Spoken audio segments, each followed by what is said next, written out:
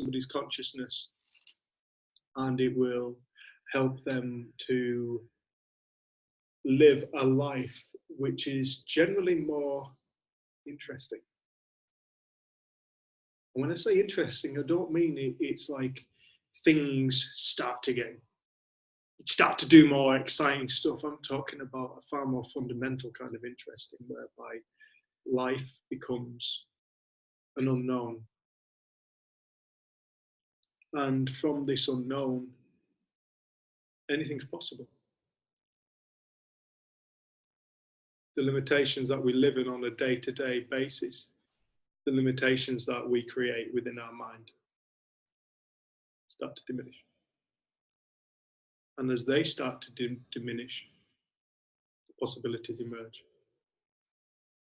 So this is like a very much unification of, for those people that don't like this word, I'm sorry, it's just a noise, it's just a word, the spiritual and the human.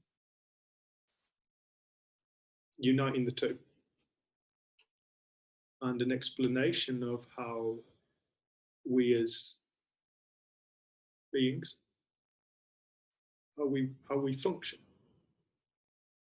how the reality that each and every single one of us perceives is created, where it exists and how it's created. And it's a very specific conversation because we're not telling anybody how to live. We're not telling anybody what to do. We're not asking you to do anything. We're not asking you to believe in anything. We're not asking anybody to meditate, anything. We're not asking for anybody to do anything. The only thing that we ask is that you just try and listen with an open mind. That's the only thing. We don't ask anybody to go away and practice anything, or we just ask that people just listen with an open mind. And when they're listening, just see if something resonates within them. We just sat down and had a conversation just before coming out and with Mark and Colette, and it's very much within everybody. Because if you are here, you are it. And everybody is already it. Everything that everybody's looking for exists within themselves as a state of being, which is what they are. No more, no less. Who we are, what we are, is always the same.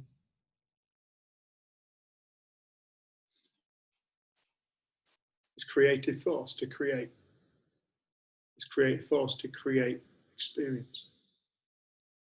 Now, this experience, another word we could use for that is life. Another word we could use could be reality. And the reason why I personally share this is because when I woke up to the nature of reality, I realized it's a spiritual happening, it's not a world of events. It looks like a world of events. It looks like the world happening all around us is determining our outcome, determining our feeling states. It looks like it's determining our experience of life. It looks like somebody walking out of our lives is creating our misery. It looks like a lack of finances is creating our stress. It looks like work commitments are the root source of all our problems. Politics, Brexit, the future, the past. But these are all illusions. And we want to help people wake up to these illusions.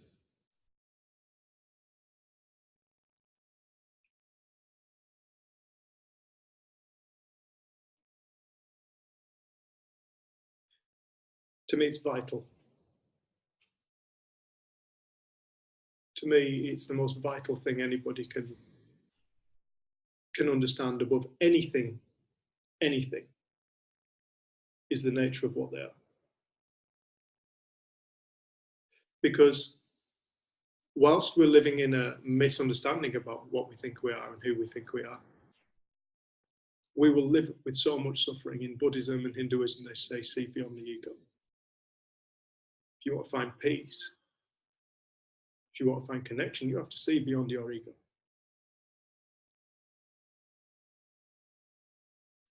And then we go in search of this ego that we've got to see past. And we can never find it.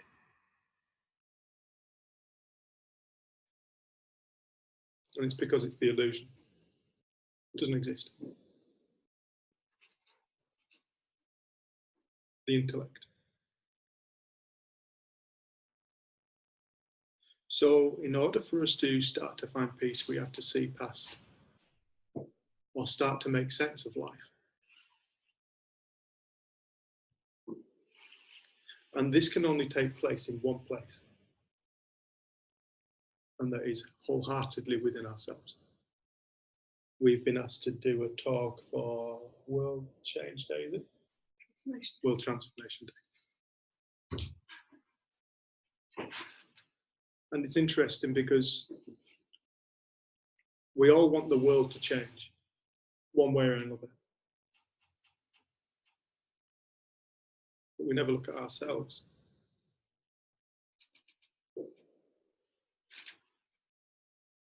It's an elusive thing to start to try and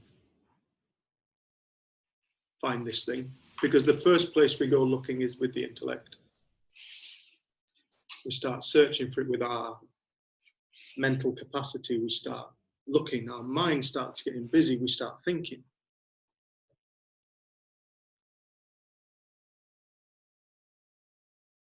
But this thing that we're looking for, we already are, is the thing that's doing the thinking.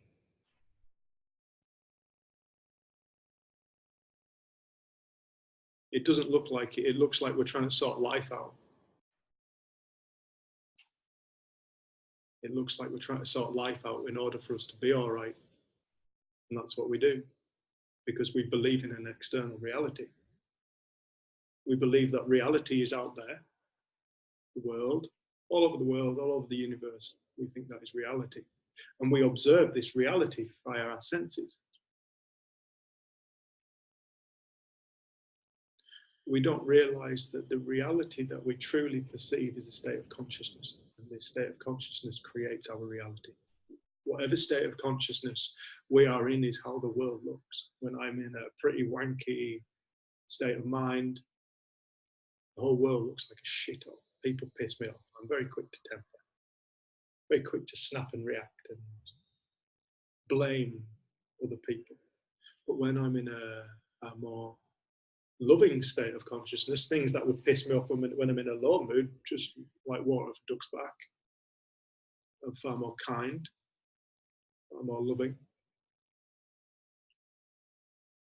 So we have to start to bear witness to something within ourselves.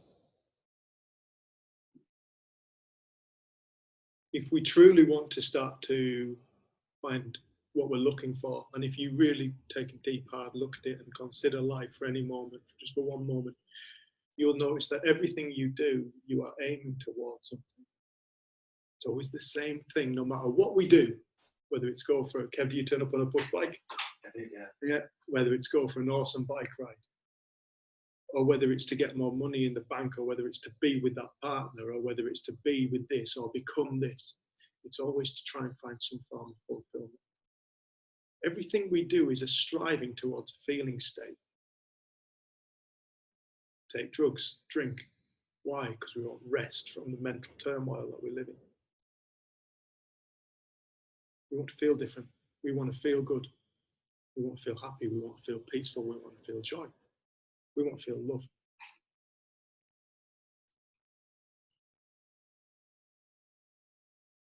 And this has got us into a bit of a pickle. The misunderstanding of this point. The searching for this. The searching in the world. The searching in the changing of the world. The searching in the actions.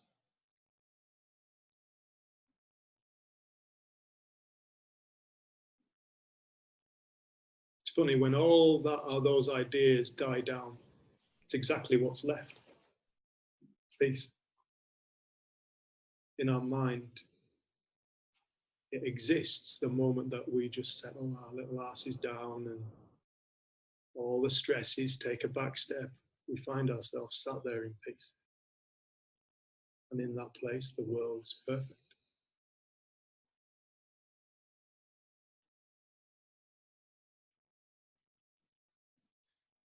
One of humanity's biggest problems has come about by this illusion of life. In fact, it is humanity's biggest problem. And I say that for everything. War, greed, environmental destruction, prejudices. It all comes about because human beings feel and they don't understand it. Human beings experience and they don't understand it. Human beings exist and we don't understand it. One of the things I would love to point out to people over and over again is human beings are not one of humanity's ideas. We didn't make us. But something deeply intelligent did.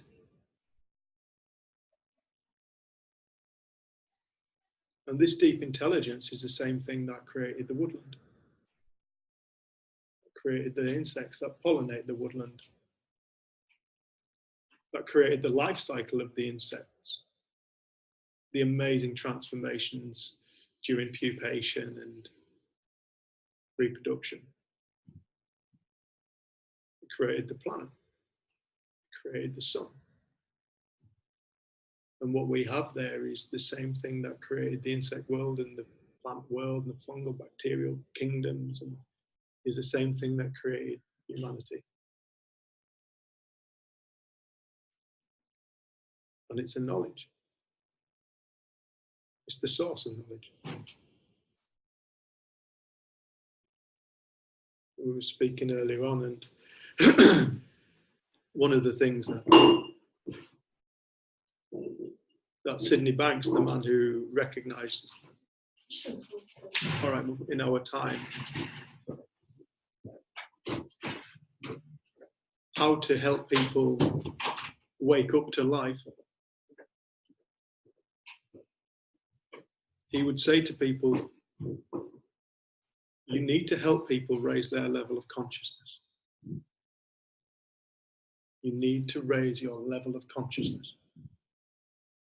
From a different level of consciousness, the world looks different. You start to get a sense of something. When you're in a good mood, the world looks all right. The world's the world. The world's going on. And when we're in a lower state of mind, say we're in a bad mood, the world looks like it's out to get us. And everybody's there pissing us off and tripping us up. You start to get a sense of something. That this reality stuff isn't fixed. If the reality of the world could affect us, what's going on in the world, what's actually happening in the world could actually directly affect us, then it would mean something. It would mean that everybody would be the same, everybody would behave the same given the same situation. If that reality could directly affect us, we would all act in the same way, given the same circumstance, same football match, same job interview, same bank balance. But we don't. We don't. And again, this points to something. It points that between every single human being, there must be difference. As this living entity, there is a difference going on within each organism. Each organism experiences a different or perceives a different thing. If we all perceive the same reality, we would all feel the same about the same things. But we clearly don't. We all like different music. We all like different food. We haven't all turned up in the same clothes tonight, I notice. We all got different haircuts. We all use different words. We all think different.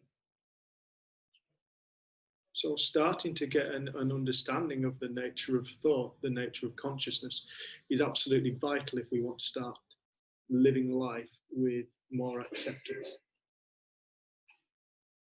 Because it's our lack of acceptance that is creating suffering.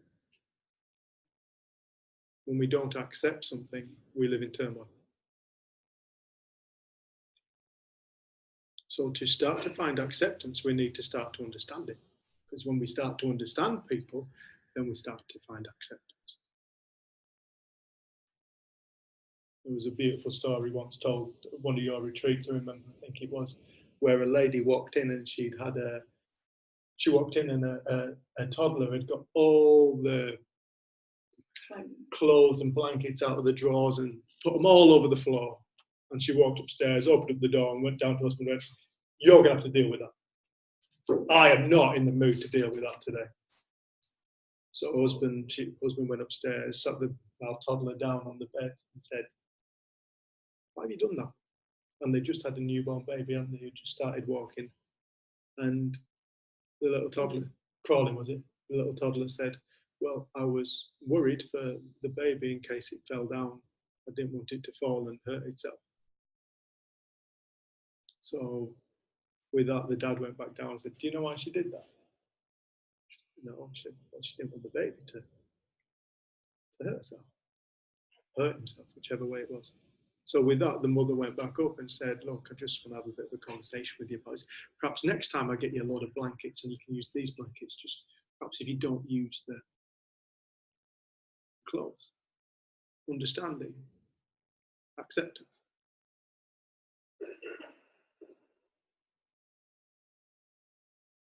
Understanding is key. Starting to get a sense of this. Understand you cannot understand the mind.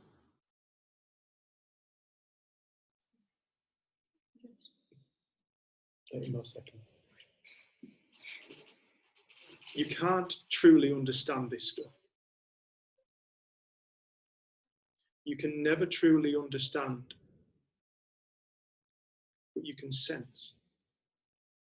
You can get a feel, you can experience, but you can never truly understand the mind. You can create concepts with the intellect. That won't be it. That will be a concept created by the intellect. We're talking about the mind as a creative force of reality. The creative force of the life that we perceive, the way we perceive ourselves, the way we perceive other people, it's all thought. To start to understand the nature of thought is to start to understand the nature of reality. To start to understand the nature of reality is to start to understand the nature of life. To start to understand is to start to find acceptance. And this isn't about living in a particular feeling state of constant gratitude and peace. Those things come. Those things come more and more often. But starting to understand the nature of reality, understand the nature of feeling states. This doesn't mean living in continuous peace and joy. This means experiencing life with its ups and its downs, because that's life. We're always trying to get out of the downs, fighting them. We fight everything. We go to war with everything, human beings. We go to war with our own minds and expect peace. We're bonkers creatures. We go to war with ourselves, expecting to find peace at the end of it.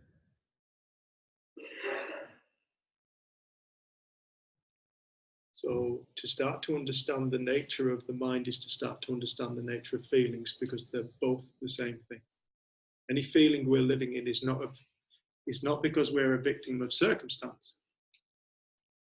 Our circumstance does not create our feeling states. Some of the happiest and most peaceful people I've ever met have lived on the streets, and some of the most suffering people I've ever met have been some exceptionally wealthy people who have homes beyond what I could ever imagine owning, and servants and big cars. Because circumstance is not reality. It is a situation. The reality that we're talking about is an experience that happens within our consciousness. It's this stuff right now we're experiencing right now. This is it. This is this consciousness state experiencing. And no two people are seeing the same. I was just going to say, for some of the newer people, that what we're talking about sometimes feels like, when are you going to get to the point, or when are you going to tell me what it is? And this kind of conversation is it. Hello. 7:30. 7. That's right. That's right. Oh, do you sit there? You see it over here.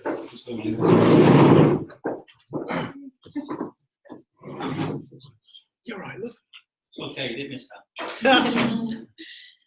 But what we're sharing is knowledge that we've seen for ourselves. And in 1973, there was a guy called Sidney Banks who had an insight which completely changed his life. He was a Scottish welder living in Canada, I think 9th grade educated, no interested in spirituality, no interested in psychology or philosophy. And he had an insight that shifted his life in such a way that he was never the same again. And people started flocking to this island. He doesn't know how they heard about him. And he just started talking to people. People started getting better. People were finding peace of mind. And at some point, psychologists got interested. And they got really humble and started listening to this uneducated welder about what he'd seen. And the reason we share what we share is because we happened to come across somebody sharing this, and we could hear beyond the words to what they were trying to point us to. Because everything we're saying is just words pointing to something that's already within us, that's never left us. I came to this after about 10 years of being in the psychology model and therapy model and trying to fix myself and get better, trying to overcome my own ego, my shyness, my depression, my anxiety, my eating disorders, trying to understand myself by looking at myself and investing a lot of time and money in thinking about myself. And I happened to go on a 3-day training where it wasn't about any content, it wasn't about how you feel or what you feel. It was about understanding what feelings are.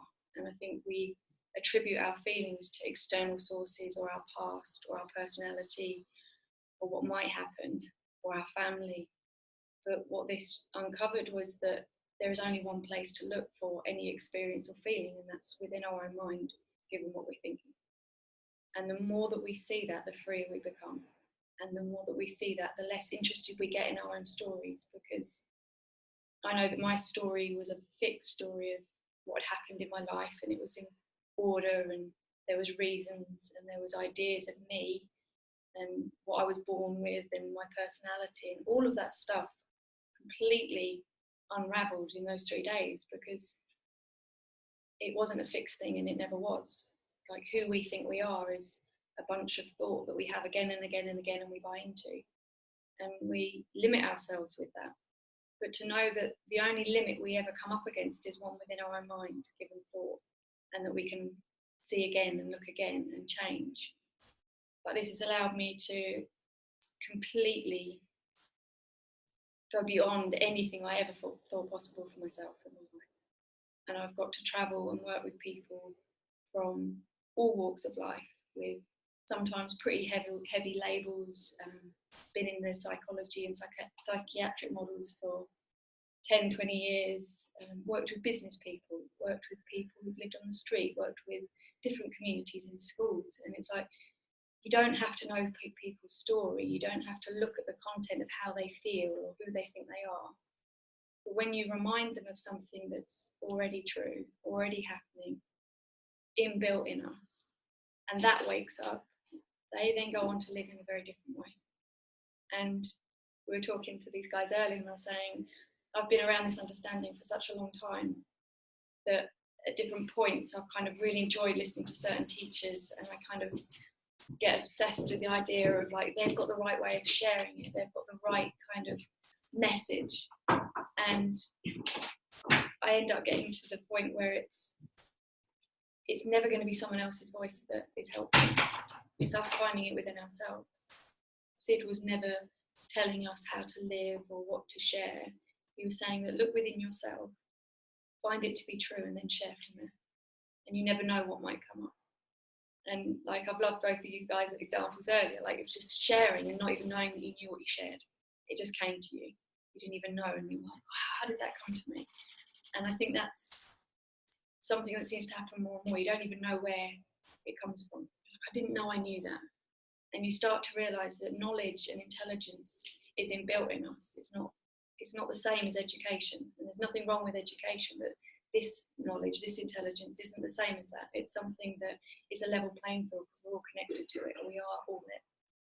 And I think knowing that can really settle someone down and allow them to find interest and not feel victimized.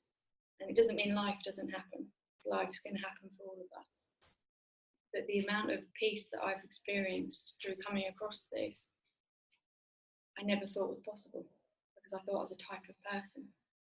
And I think you start to see that this power of thought, this principle of thought that we speak to is total, it's all. And we can't escape it. There's nothing outside of it that we can ever know or experience.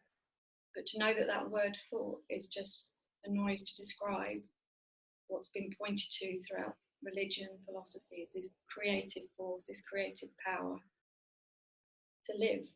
And I think we get lost in all the creations. We get lost in that, and we get interested in that, and we see more of it. But this kind of shifts your focus away from what's been created to what is creating, what is happening, what is different. What is it that's the difference between when I'm in a terrible mood and everything looks awful, when I'm in a fine mood, everything looks great? What is the difference? What is the thing that's happening? What is going on within us to give us a different experience?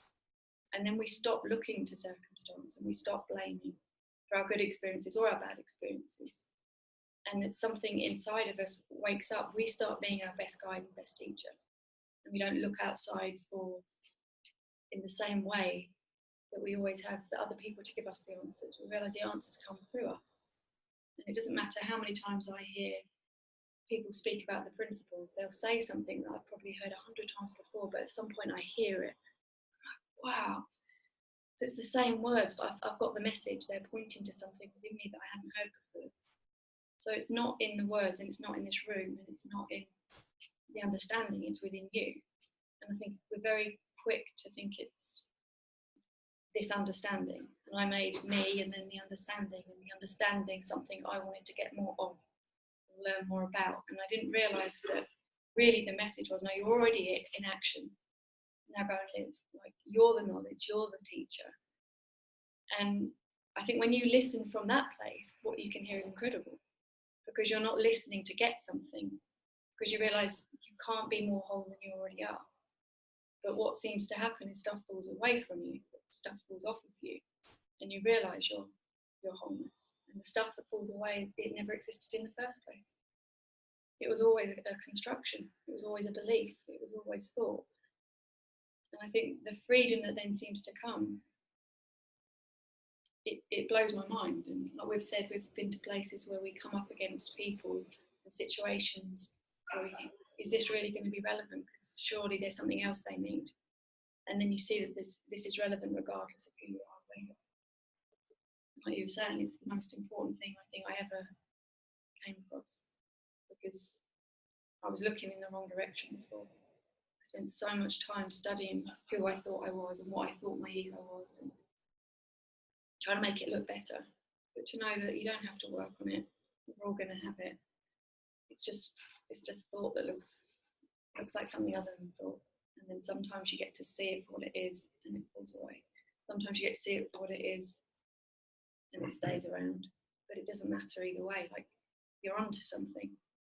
And I always remember my first teacher just saying to me, right, if everyone in this room knows it's too late for you, know it. And it's self-proving, so you'll go away and you'll keep learning from it, because you can't get away from the truth of it. And I think Mark said earlier, you went back to listen to something or read something, and you're like, wow, there's truth there. And you'd read it loads of times before and it made no sense. Yeah. Like, truth isn't hiding from us. I think it's one of its quotes, is, you know, we're hiding from it. And once you have ears for it, you start to see it and hear it all around us. And it isn't dependent on age or qualifications or religion. It's free. It's there. It already is. When we talk about thought, it can be really easy for us to go, well, I know what you're talking about.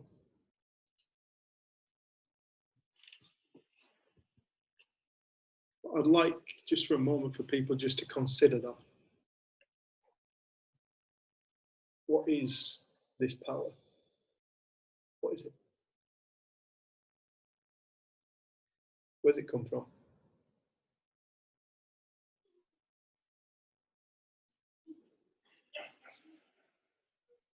What kind of intelligence dreams this up?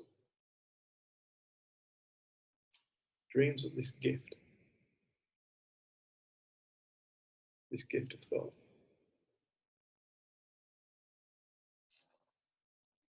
It's not just a human being thing, it's an everything thing. Anybody who's got animals will know that if you've got two dogs, they'll have two different personalities. They'll like different things. They'll feel different about different people.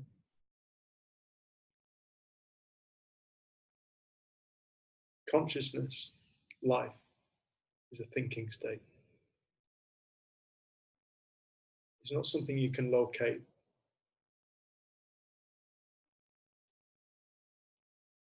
It's not like something you can pick up and go, that's it.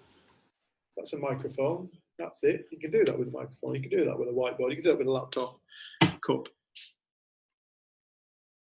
You can't do it with this state that we are. This life state, you cannot do it. It's bigger than that.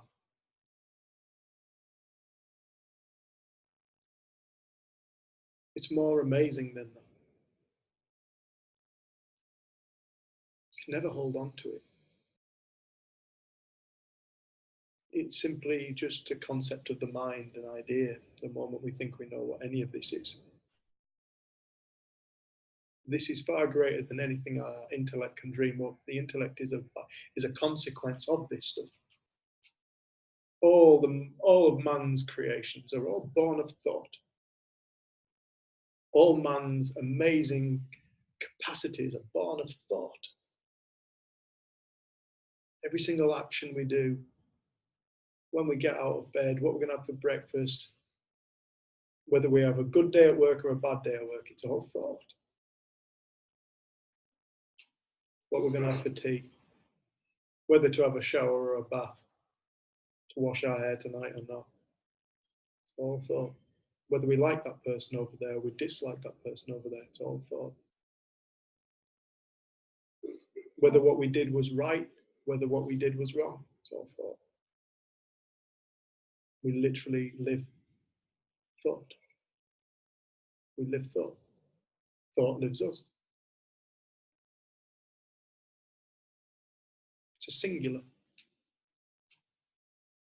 Consciousness, thought, two words, sounds like two things, one thing. Infinite expressions. Infinite amount of expressions, and we can notice that within our own lives when we just look back. All the things we've been through, all those different feeling states, the times when we were so happy and so in love and so joyous and we met somebody new and it's like life's amazing, and the times when we never thought we were ever going to be able to get past that fucking hurdle. This thing is going to destroy me. And we go to hell and we suffer it and we feel it and we can't imagine possibly ever seeing a bright day again, but like the weather, the clouds part and out comes the sun. Because the nature of this stuff is, it's an infinite potential. This is an infinite potential. What we live in is infinite potential. And again, we get our heads around that. All right, infinite potential. That sounds logical. No. Go beyond that word and start to recognize now what we're talking about is something that is so beyond anything we can comprehend. That just because we think we are who we are now does not mean that's who we are. It doesn't mean who anybody is. Nobody's any of it. Nobody is what we think.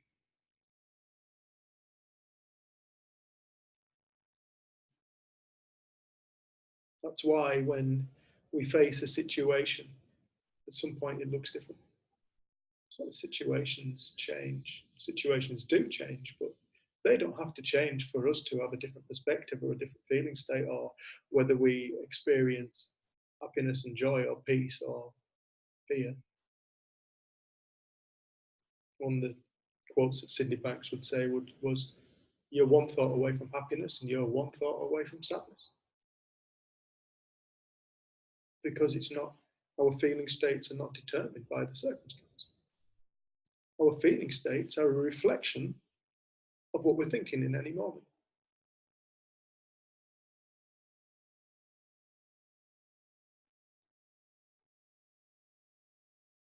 The power of thought is something that existed before human beings. Before human beings came onto this planet, the power of thought existed. It exists in everything. It's awareness. It's consciousness.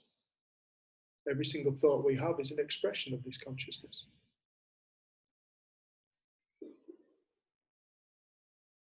We're talking about something so much bigger than our ego can get its head around. And when I say our ego, I just mean the ball of thoughts of who we think we are. Our memories.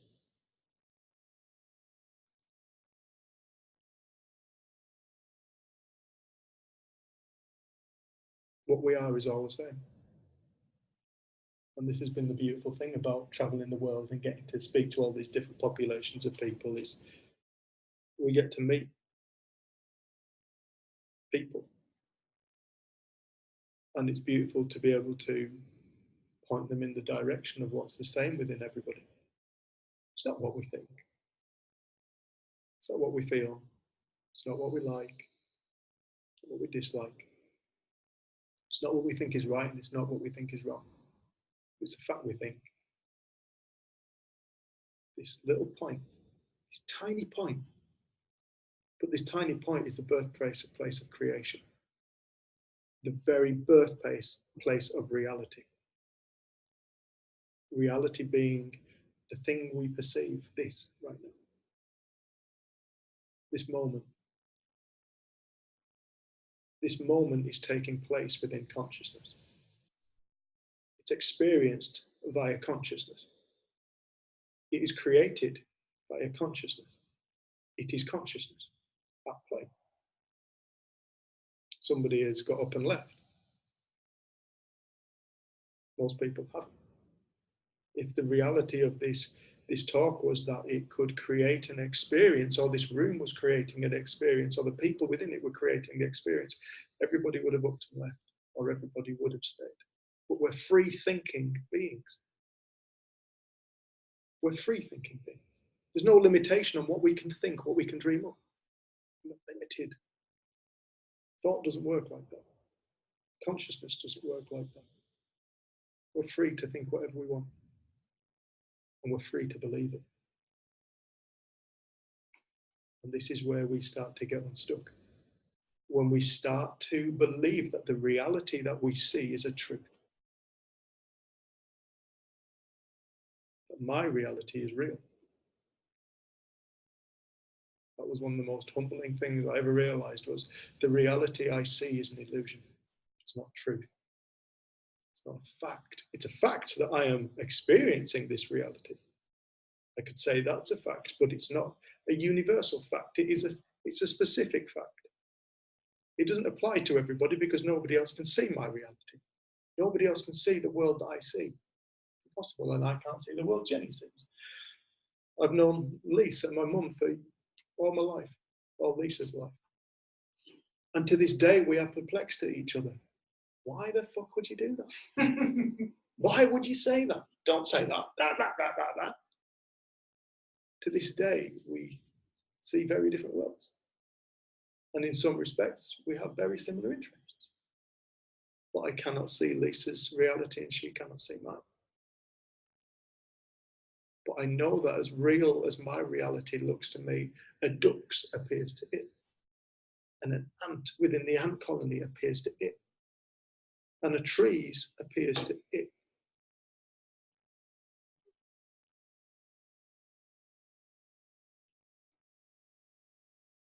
the nature of consciousness is that it creates experience. It creates all experience, and it's only ever this thing happening. There's only this thing ever happening, and you can see it. We've just been round to my ex-wife's house and been playing with baby Wren, and baby Wren's experiencing this life, and everything's new. It's interesting. She's interested in her own hand, and she's learnt to wave, hasn't she? She's like this. And then all of a sudden, she will find something hilarious, and you haven't even done anything, but she finds you hilarious, or me hilarious. I am hilarious.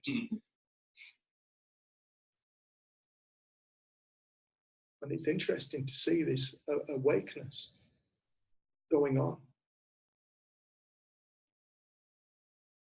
This pure awareness, just this awareness. She hasn't created who she thinks she is yet. She hasn't decided what she thinks she likes and what she doesn't think she likes, and who she wants to be perceived as and who she doesn't want to be perceived as, and what she thinks is right and what she thinks is wrong. She hasn't got judgment on any of the feelings. She gets upset, and then she's out of that, and then she's laughing, and then she's in this. She's not a reflection of those feelings. She's not kind of beating herself up for getting in a shitstorm. She goes through it. She experiences it. She's in the moment. She's here now. Time doesn't exist for her. She hasn't learnt it yet. She hasn't learnt to reflect and judge herself. Oh, I shouldn't have been like that. I shouldn't have been like this. I wish I hadn't done that. She hasn't learnt to do that. That's all learnt stuff. We learn to do that. She hasn't learned that yet. She is a conscious experiential state happening now. But the thing is, that's what we all are. That's never gone anywhere, because that's life itself. The only thing that has happened since that moment of our own birth is that we've had ideas and believed them. We've been told things and believed it. We've had thoughts and identified with them. We've had feelings that are created from thought and identified with the feelings. I'm this kind of person, I'm a depressive person, I'm an anxious person. All stories. We tell ourselves these stories and we think that's who we are. We think we are these stories, but we're not these stories.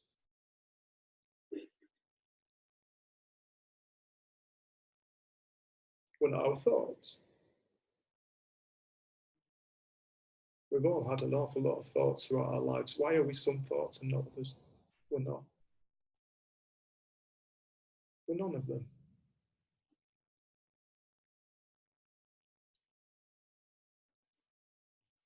Please. I'm going to say that when I was in Doha getting this plane, I got on this plane and there must have been one of only 4 women on an entire packed plane full of all these Arabian guys. But I sat down in my seat, and this guy's on 2 mobile phones, and one of them he's chatting really intently to somebody, and the other one is like catching himself in a selfie, and he's taking a picture of the whole thing behind him. He's filming the whole thing with one phone, and he's chatting away on the other phone. I'm sitting in my chair and I'm like, what's all going down? Simple as that. He's going to blow the plane up. That's what's happening. Why would you have 2 mobile phones filming the rest of the plane? I'm going to die. That's it. And honestly, a minute after I had that thought, that I felt that, oh God, this is it. It's going to be this is it. I just managed to sit and laugh at myself, because it was like, why isn't that just so waste? Life is constantly creating these experiences. It wasn't true. Just something that I was making up, that I was sitting in, and feeling it like it was real, and something inside me caught me, and I was looking at someone doing something else instead. But there could have been a time where I could have sat and absolutely been terrified on that flight the whole time, but within 2 minutes, I was kind of laughing at life and the things it creates, and how you fall into these feelings and these experiences.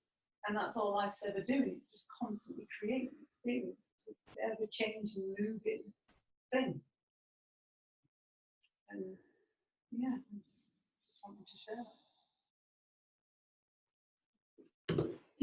Could everyone online hear? Can you all hear us online? Cool. That's this guy who's probably just talking to his missus going, yeah, look, it's the first time I've been on a plane. All these people. I'm going to get fucked up. Not that we're paranoid. Paranoia, Let's make it anxiety. But it's all normal. It's all part of being. This is it. And I think this is a, I often say this, I used to think there was something special about me. Like when I was a few years ago, before I kind of woke up, I used to think, I wonder if there's something special about me. I think there's something special about me. And then when I woke up and I was like, holy shit, we're all the same. We're all absolutely fantastic. We're all missing out on something. We just don't know what's going on. We don't know that underneath the stories of all the bullshit that we believe and tell ourselves, that there's this absolute magnificence of this force that is creating universes. There's this force that is just creating continuously, constant creation. We get so, or I personally got so caught up in the day-to-day humanness of life, of earning money and doing this, and I've got to be like this, and I've got to be, well, how old was I? 33, yes, I check, got the house, check, got my own business, yeah, check, done this, check, done that. Yeah, I've achieved it, I've made it, but I still wasn't happy. I still wasn't fulfilled, I still wasn't content with life. Everything that I thought I needed to have in place, I had in place. I had money. I didn't think I had money. It turns out I had money. Now when I look back, I never thought I had any money, but I was richer then than I am now. But I wasn't happy and I wasn't content and I wasn't peaceful. And when I say peaceful, I don't mean living in a constant state of peace. I mean, I can get really frigging pissed off and upset, but without the judgment. All right, I'm in a foul mood. Perhaps I might take precautions. I say this quite a lot, but Jen, look, I'm in a fucking foul mood today. You might not forgive me for whatever I say. And Jen's like, we're lucky insofar as we both have come across this, and it's really useful in a relationship because when one person's in a foul mood, the other person doesn't take it personally. And generally, we just do our best to help each other. But this comes with understanding. Starting to understand is key. Well, on that note, we lost the keys to the car going on holiday, right? So everybody's a bit sort of like this. We lost the keys to the car. Where are the keys? Jen, you had them last. Jen, you had them. Well, I had them when they were in the garage. Oh yes, whatever. So in the olden days, there would have been an almighty. Oh, you lost the keys. When you lost them, you did that. Did we do that? No. It was absolutely amazing. We looked for the keys. We found the keys because we were all in a kind of state of mind. You know, that's the sort of thing that would blow up the family. Somebody hadn't put the keys back where they were supposed to be. That was about the biggest crime that you could commit. But nobody was, you know. And we lost the keys a lot, didn't we? I like that. We lost the keys. It's like, you know, it's interesting, isn't it? When you lose something, what do? You kind of go, they're on the dresser. So you got the dresser, but they're not on the dresser. So what do? You walk around the house a bit, then you go back to the fucking dresser. And you're like, they're definitely here. And they're not there, they're blatantly not there. So you go wandering around the house again. And then what do? You go back to the dresser. And it's like, you know it's stupid. Within you, you know there's this bit within you that's going, it's fucking stupid to look here. I've checked. It's not here, but I'm going to keep coming back because I'm sure that they're here. It did take us 20 minutes. It was, you know, it wasn't just like a 10 seconds. I bet they were on the dresser. They were on the dresser, weren't they? No, they're in Jen's.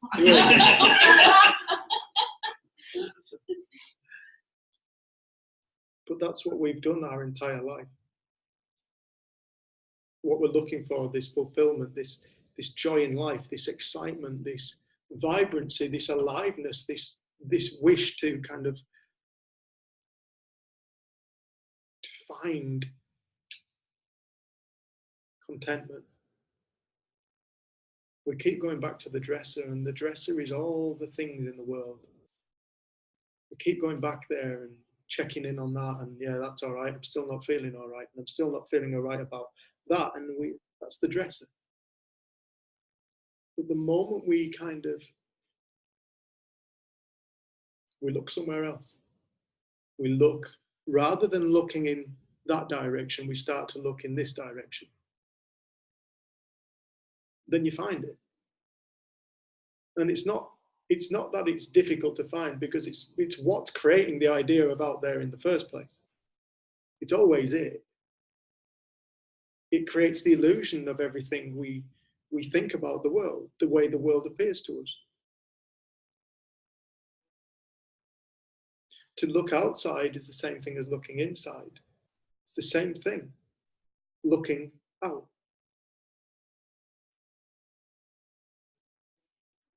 You can't get away from this point of within. Nobody can get away from it, because it's the only thing that's ever happening is we're living in an experience of consciousness, or we are this consciousness experiencing.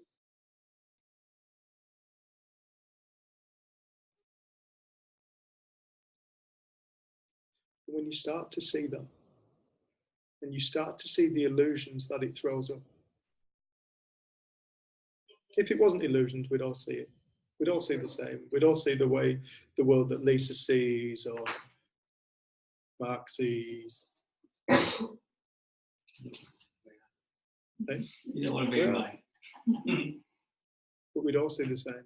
But we don't. We all live in our own little worlds. We all literally live in our people who say, he lives in his own world. You're absolutely right. And those people who say, I live in the real world, I like to ask, well, whose real world? Whose real world do you live in? You live in my real world. Because if you lived in my real world, you wouldn't say that. So whose world are you living in? What's this real world? Where's this real world? The real world's what you could describe as a world of happening. All right, it's happening. What's happening is happening. But that's not the experience. The circumstance is not the experience. The experience is this awareness state, aware of the circumstance. And this experience is the thing that we call our life. This awareness of life.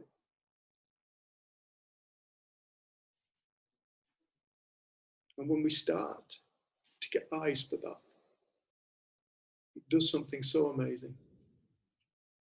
We take ourselves so less seriously. We take other people so less seriously. We take circumstance so less seriously. Because we know it's an illusion of our mind. And with one new thought, that'll change. This situation is going to look different the moment my thinking changes. And it has to change. It absolutely has to, because it can't not. If it didn't change, we would all still be, well, we would never have taken our first breath. Maybe second breath. I'll have to do the maths on that one.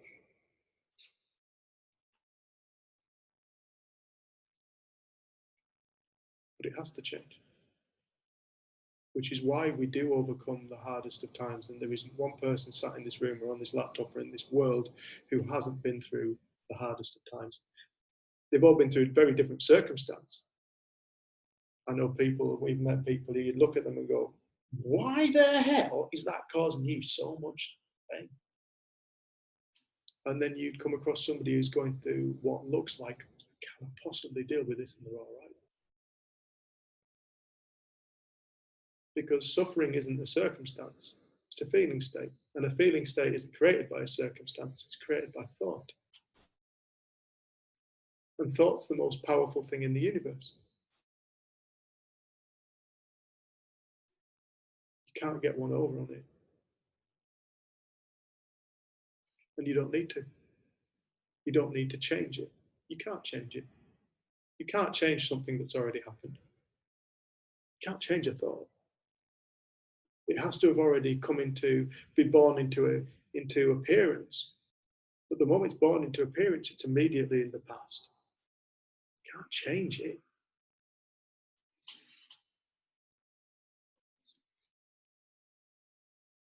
But it's understanding it's what the mind does. Sometimes we're going to have great times and we're going to feel like we're on top of the world, and other times we're going to feel like shit. It's all the same thing. It's all thought creating experience. And when you start to get eyes for that, you find acceptance. The acceptance of just being in a shit mood. Nothing to fight. The acceptance of grief. Feel sad. The acceptance of nostalgia. The acceptance of experience.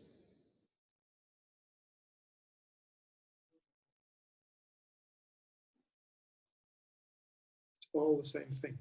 It's all one thing. It's all an illusion of consciousness. It's always within.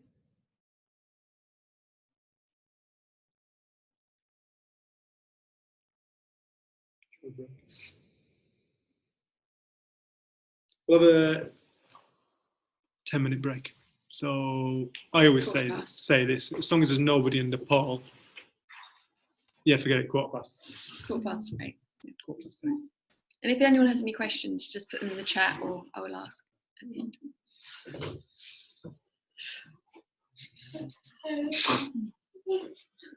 Anna, I was just having an unbelievable insight. Then you said,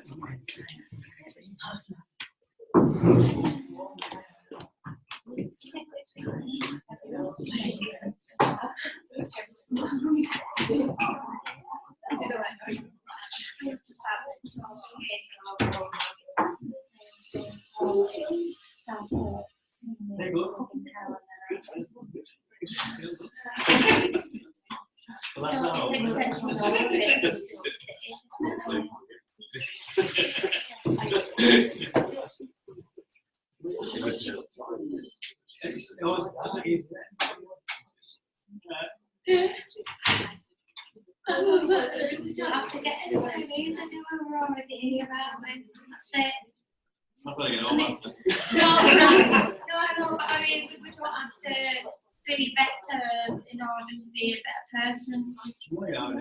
No. Like some people say, I have to do this job or I have to do this because I have to prove a point. But I'm a person, I'm fantastic.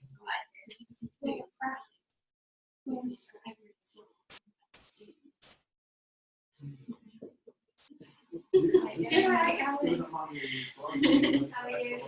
I'm alright. I'm tired. Well, we went after work, we went for tea, but this is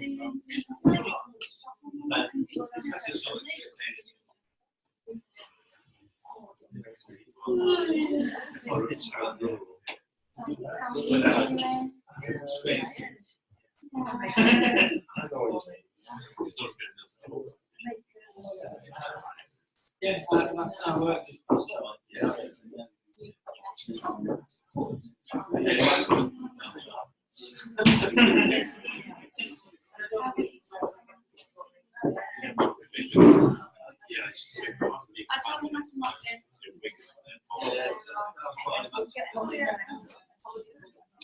I don't have any that's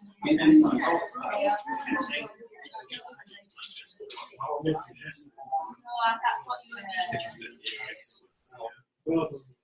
It's not allowed. This is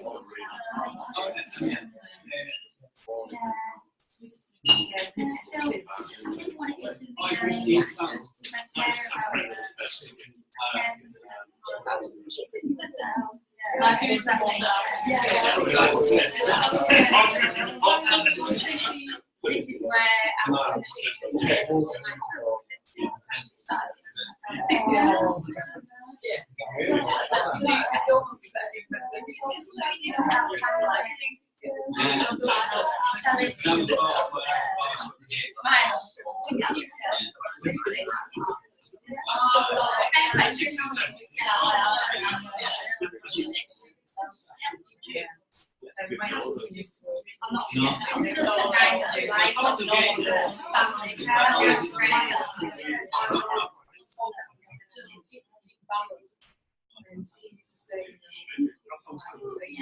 Yeah, I think I'm doing all the right things.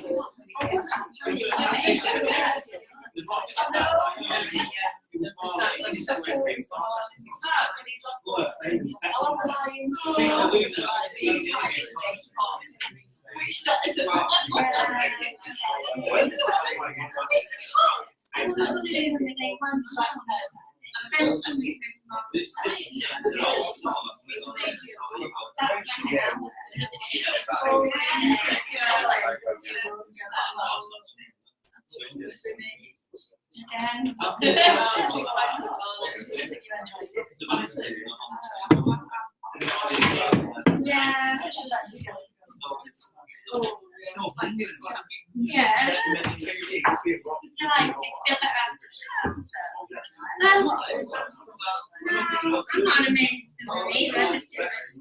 I can't just have stress. But I just do it like second thoughts, you know. And then I love this Tuesday. It's all up and I like it back. It's amazing. And then I close my eyes.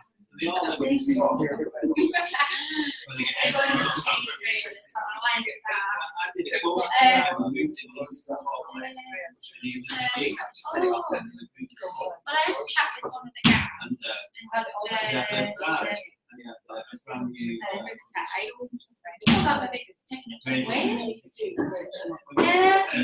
just try and get a bit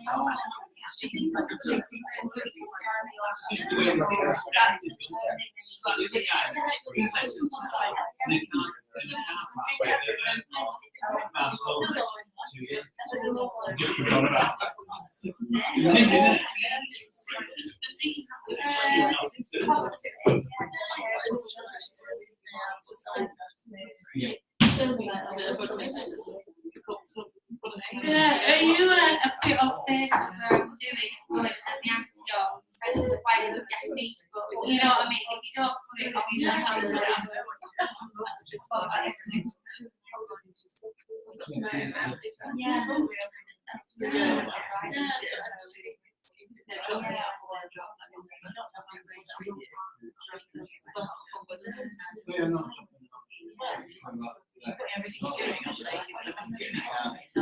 You do,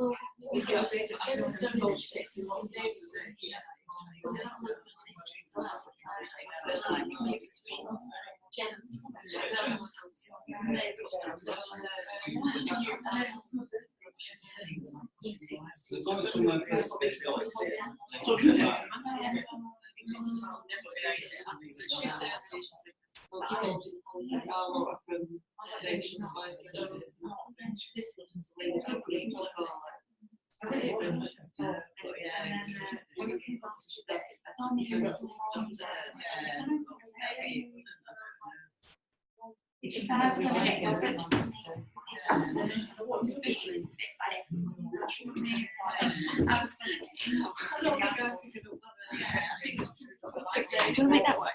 I think it is, isn't it? No, it's not. I don't know why it isn't on.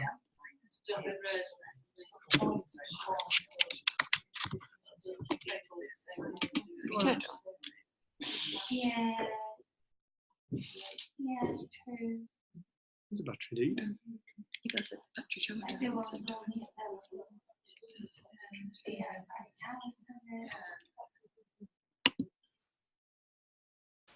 Okay.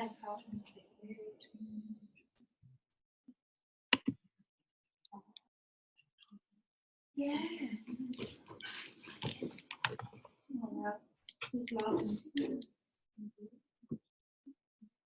Is it H series? Can you hear us online?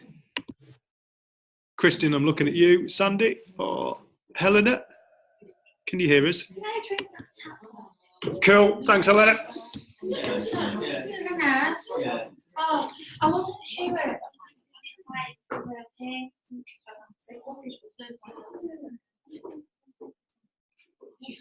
That's a good question. What is the question? So how do you balance not buying into your beliefs, thoughts, and being able to listen to your intuition? Who was in this question? So you can sat in it and Never thinking that somebody What's that? Do you want to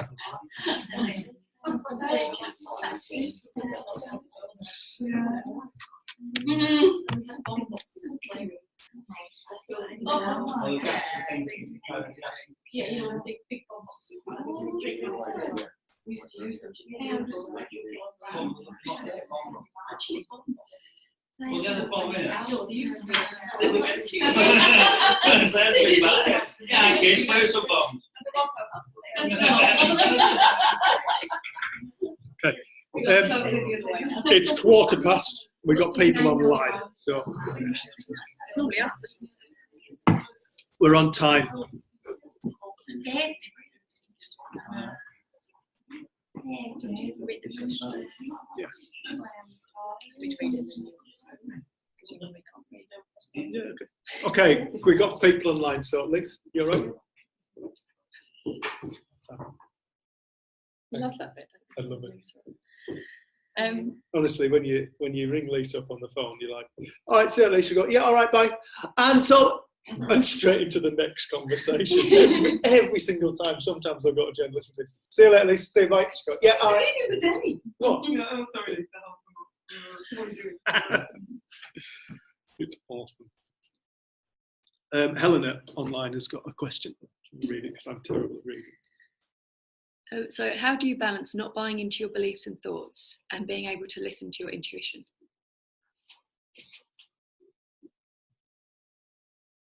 I'll see if you say anything good.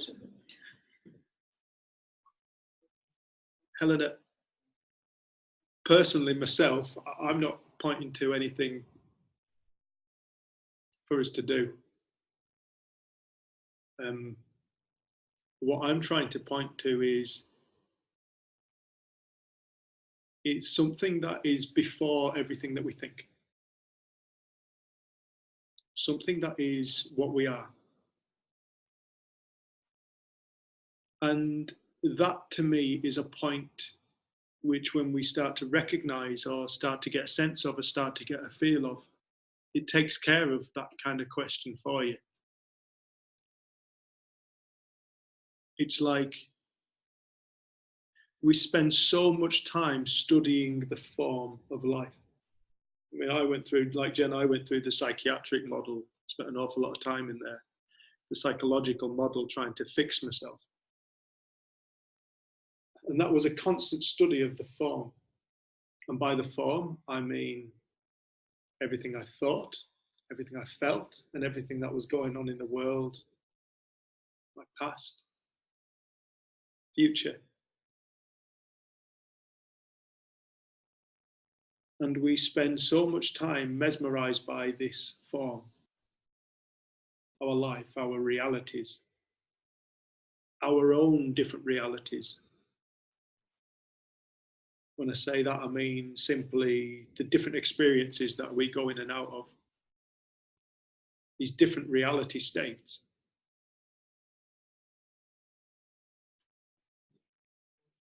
And the thing that I really I'm always trying to point people towards is not the thing that is created, the thought or the feeling or the experience.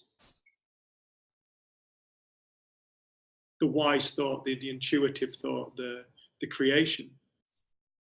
It's start to get interested in what is this stuff? what is this creative force that we are? Because it's something that we quite easily just skim over as a, but whatever, but I want to talk about this. But to start to get a sense of what this creative force actually is to start to find, in my own personal experience, God.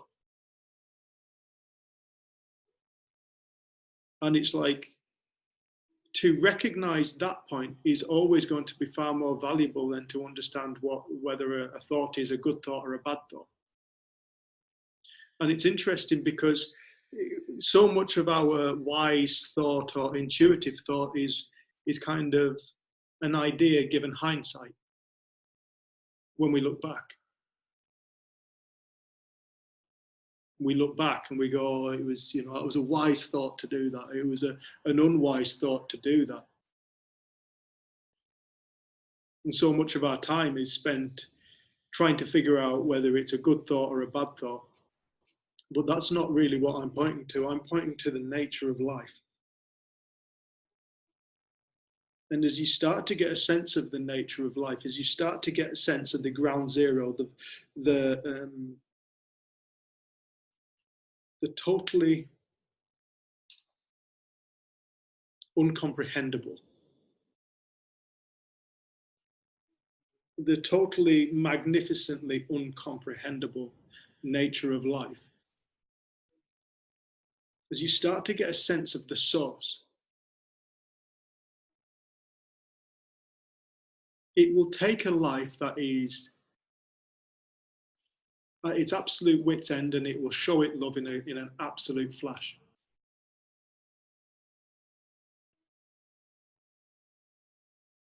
And it will give it understanding.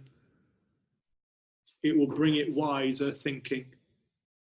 It will bring it more acceptance and gratitude, and all the things that we're actually truly looking for in life are born from this point, as are health and suffering and grief, and it's all born from the same thing. But to start to, we spend so much time focusing on ourselves or the ideas of who we think we are, our ego, trying to make ourselves better. These are all just mental turbulence, they're concepts, they're thoughts. In fact, the I that thinks that it is somebody is a thought. I'm Dave is a thought. My whole ego is thought. It doesn't truly exist as a thing, it's an idea. And so to start to see beyond the concepts of who we think we are and what we think we need, but to the source of what we are, it's a very different conversation. And it truly has the ability to put lives into perspective, to completely transform. To add what you said about hindsight, it's so interesting to look back and say, I listened to my intuition, or I listened to wisdom, or when you look back. And then there's other times where you think, oh, I made a mistake, or I did it wrong. But I feel like what the principles are pointing to is not personal and it's not subjective.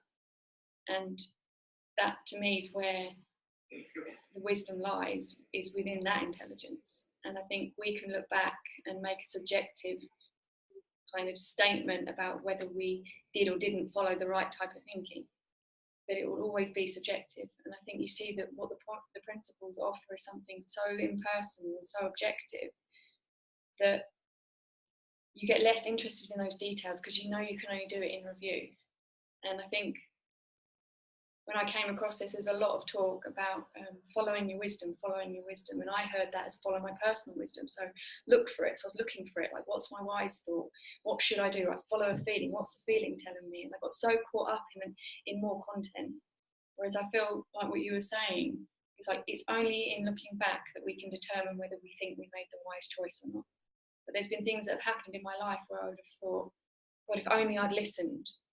But then I'm here now, and I don't know like the bigger picture of what life is. But it's like to say that there's this intelligent perfect system at play living us and that knows how to do all the things that it does, but it made that mistake because I didn't listen to that type of thinking. And I just think it feels, to me now, I feel like I get to learn more, and I spend less time in review trying to work out whether or not I followed the right type of thinking or the wrong type of thinking. It's almost like next moment. And it does feel like I'm brought what I would call intuitive thinking or wise thinking. And I'm grateful for that. But it's almost like I don't take credit for it. And I don't look at the other stuff and say it was bad and wrong and I should have done different. It's like it's trying to see that we've got such a small view of life that when you zoom out, it's almost like you can just keep zooming out infinitely. And it will always be this subjective thing. And I don't know, I think the more you see that the wisdom and the intuition is all part of this power of thought stuff that's bigger than us, but it knows how to live. I think you get less judgmental of your own experience and less judgmental of your past and less judgmental of your decisions, and you live more. And it seems that the more people wake up to this, it does seem to be like a trend that they live more present and experience more peace and more health. And it seems it feels I'm more lived rather than trying to live and trying to be someone and trying to get it right. So I don't know if that makes sense, but when you were saying about hindsight, it's like that to me is the bit that it can only be in looking back that we make a judgment whether we've listened or not listened. Because there's been times when I would have said I had the deepest feeling about something and I just knew it, and then I was completely wrong. And there's been other times I had such a good feeling about something and it seemed to go to shit, and I was like, oh. So it's almost like you can see the subjective nature of it, and there's no truth to be found in there, in the personal. And I think it's nice to know that we don't have to. Like there's something, there's a deeper order, or there's a deeper knowledge that knows how to do that. So we don't have to figure it out, but we just get to live in the experience of it and have a respect for it. And I think in that respect, and to clear up the misunderstanding that we all live in at times, that there's an external world that we're a victim of, or there is something in the world that creates a feeling.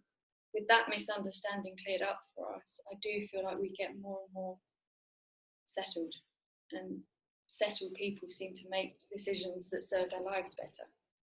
But it doesn't seem to come from us trying to figure stuff out or get intellectual about it or trying to know something. It's recognizing that we don't know really. It will be a personal, made up belief view, and that's not true. That's not factual. I don't know, there's no peace in that.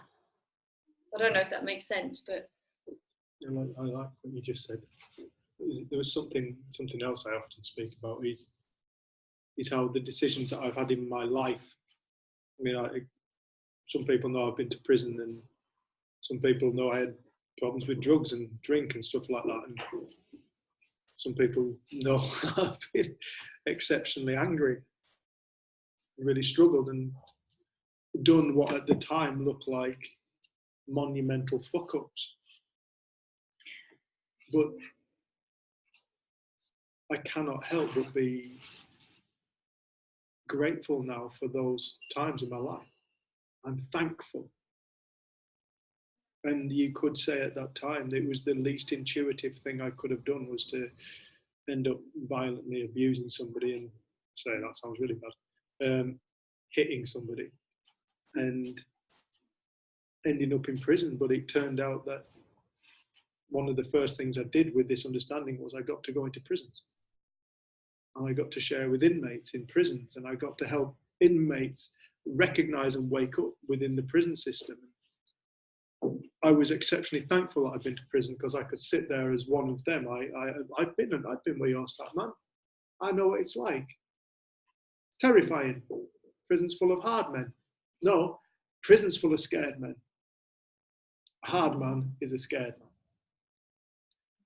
man. And women. Somebody who goes around like I used to do and be this.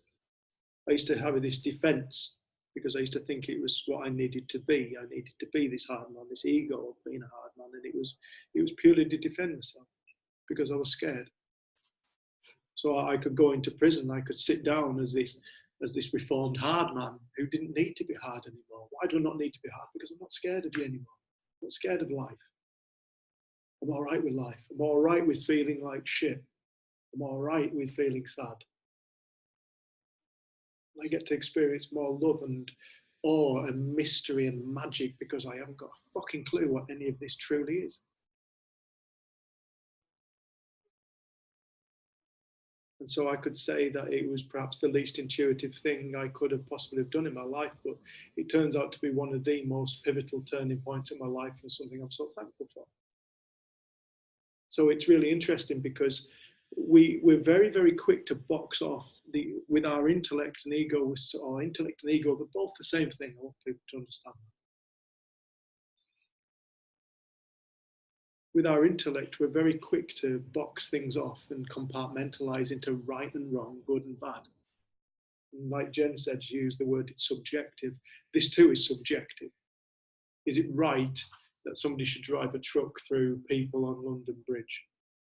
In my mind, no, that's not right. But to a fair few people around the planet, it was an absolute victory, celebrated. To them, it was right. I'm not condoning it. I'm just pointing out that it's a subjective thing. Reality is a subjective thing. And some of the things that I often say, you know, if I could put my life onto weighing scales of the good and the terrible, everybody wants it like that, this being the good and this being the terrible. Everybody wants it like that, but they want a balanced life. And it's an interesting statement, because the more I've come to appreciate life, the more I appreciate the suffering and the learning that is truly given to us at the end of it. There's absolute fucking knowledge at the absolute core of all suffering. It's a gift when you truly look at it, when you truly, and this is the thing that we've been around so many different parts of the world and seen these people who, this is often spoken about as a resiliency paradigm. When you find this within this unbreakable part, you cannot break consciousness. It cannot be damaged. It doesn't exist in the realms of being able to be dented or scratched or hurt. Consciousness cannot be hurt. And that's what we are. So it's spoken of as a resiliency paradigm, where this stuff is resilient because it cannot be damaged. We cannot be hurt. We cannot be damaged. We cannot be mentally scarred. Mentally scarred is a thought. That can really, really upset people. You're not taking my suffering seriously. Your suffering is an experience of thought. I know that. It doesn't mean I don't have empathy for the individual who is experiencing that thought. I'm sorry you're experiencing that thought. And my love goes out to that person, but I know that it's that love that is going to be the healer. Because if we pour more acid onto acid, you end up with more acid. You pour alkali onto acid, you get neutralizing. And so quickly, people are so quick to jump to fear because of a thought, because of a feeling. I'm scared of this thought, I'm scared of this feeling. We're scared of our own minds. That's what we're scared of. We're scared of our own minds. What we think our mind is. But our mind is a consciousness. It's consciousness. So I personally, Helena, I'm coming back around to this question again. Sorry, love. Helena, love, I personally don't buy too much into whether it's intuitive thinking or ego. To me, the two are the same.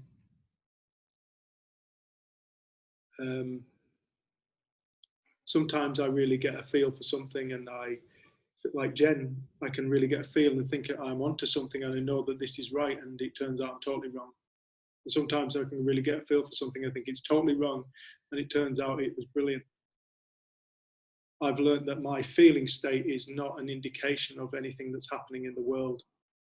My feeling state is a reflection of what's going on in my mind, thought. And I've learned not to take my feelings as an indication as to right or wrong or good or bad, but to live more in the unknown, like Jen said. And just because I feel it, it doesn't mean it's true.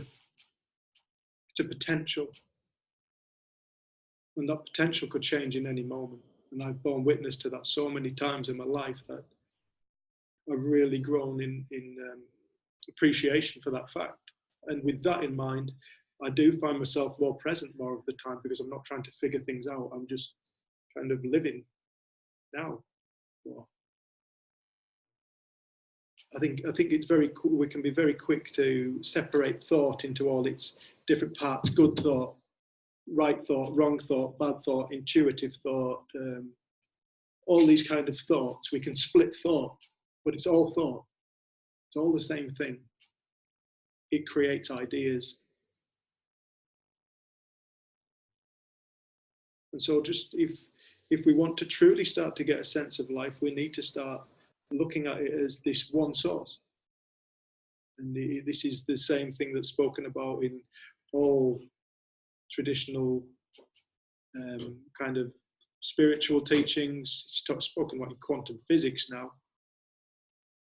How there's this divine quantum field, as they call it, this field of infinite potential. How there's this divine mind, how there's this simple one thing ever going on, which creates the illusion of multiple things.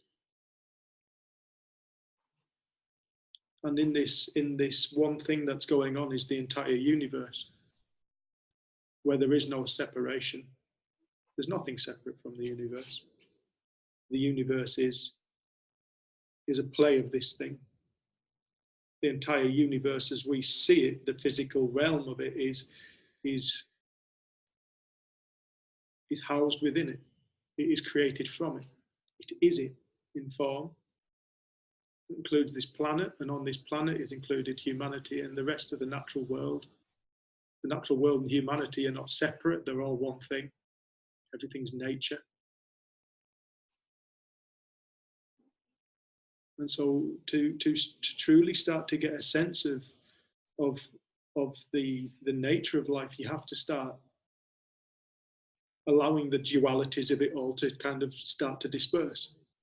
The rights and the wrongs and the goods and the bads, and understand it's all coming from one place. Even birth and death are all it. Light and dark. It's all the same thing. Everything is the same thing. We see duality through the senses, and we forget that we are this universe at play. We forget that. And we create other ideas of what we are instead, because we can. But we're never them. We never have been, and we never will be. We will change over the next 5 to 10 years. We'll change over the next 5 to 10 minutes. But you see how the thing that is experiencing is this. It experiences a constant changing state. And each state looks true and real. Right now looks like the absolute truth. And then in 5 minutes' time, you'll feel different. It might be your mind's quieting down. It might be your mind's busied up. It might be I'm getting bored now, or I've just heard something interesting. It could be any of this stuff, but you'll see that the constant in life is change. But the thing is, we're trying to make sense of life by looking at what is changing. We don't look at what is constant. You can't make sense of something that is constantly changing. But you have to start to find the constant. What is the constant? Well, the constant is the fact that of experience. It's always experience. We're always experiencing. Ever since birth, we have been born into this experience. We call it our life. It's never gone anywhere. The fact of experience, the fact of awareness, and the fact of thought, the fact that we feel. These are constants. The thoughts come and go. The ideas come and go, our beliefs come and go. Each one looks true and real at the time, but they change, so they can't be true and real. I used to truly believe I was a broken human being, a damaged, depressive, anxious, violent, angry man. So who I was. I was the world's scariest human being. I was the scariest man I'd ever met, and I couldn't walk away from me, is what I used to say. And that one new thought, one new realization, shattered, died. That ego that I'd carried for years died. I was not that. Thought I was, but I wasn't. I never was it. I just had a belief, a thought, and it looked real. But that's the nature of thought. It creates reality. So for us, we're always trying to point to a deeper point. It's not what we're thinking. We will think all kinds of things. We will think indecent thoughts. Everybody will have thoughts that they don't like. Everybody will have thoughts that they'll have judgment about. I shouldn't have that kind of thought. Well, I'm not that kind of person. No, we'll all have uncomfortable thinking. We just will. We'll all have ideas that we can't believe we even thought of that. We don't like to talk about it, but we all have them, because that's the nature of thought. But we also have these beautiful thoughts where we learn something new from ourselves. Insight comes through us. Learning continuously comes through us. Evolution is continuously at play. Our own evolution.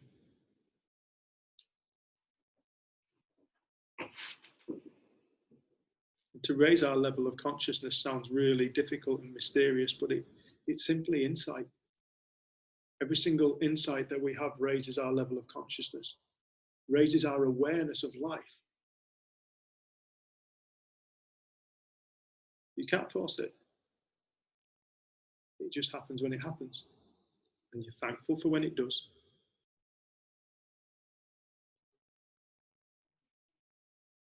But it always comes through us. Because there is no outside. There is no outside of this life or conscious state that we can ever know.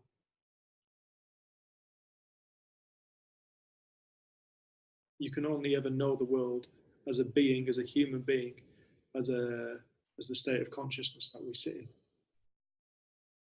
via consciousness. It's all thought.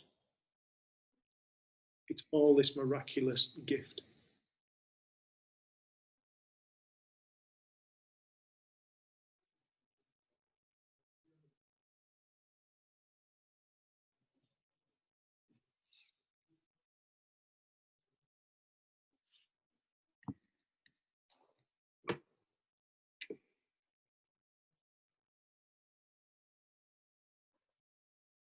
Christian?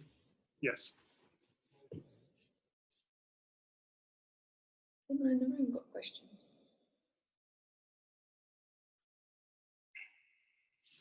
Or anyone else online? No silly questions. No silly questions. I love that question, Helena. It's an awesome question. It really is an awesome question. We listened to a podcast the other day with someone answering it, but it didn't make sense. The answer to me didn't make sense. And when I first read it, I was like, yeah, Dave can answer that question. But when you were speaking, like something really, like I got a lot from listening to you speak, and then when I was speaking, it was like it made more sense. And that's the beautiful thing, like there isn't experts here. No. Imparting knowledge, like we're all learning, and we're all learning about something that, you know, I would have had a very different answer to that if you'd asked me 10 years ago. I would have had all these points. I think that's the thing to know, that within you is the answer. And we can make sense of stuff for our own lives. We don't have to take our word for it. No. And like, you know, you could listen to someone else, they might say something, you're like, yeah, that's it. And I think that's the cool thing, like the principles in themselves are just a description of life, like the simplest description. They're a scratching of the surface of it, aren't they?